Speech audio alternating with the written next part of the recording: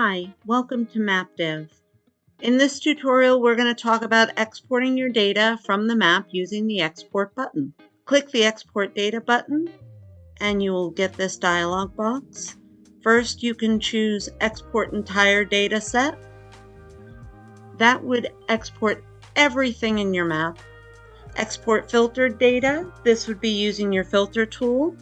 Or export data visible on the map. Now, if I chose that, I'm only going to get those locations that are actually visible. Everything off screen will not be part of that export. From there, you can choose the file type, or you can copy data to your clipboard. So in this one, I'm going to export data visible on map.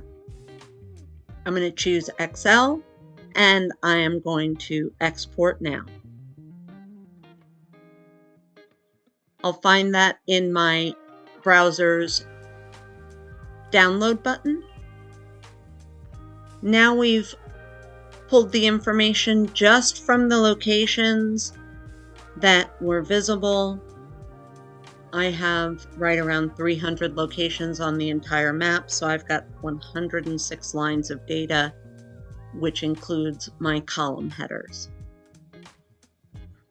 And that's how to export the data using the Export Data button.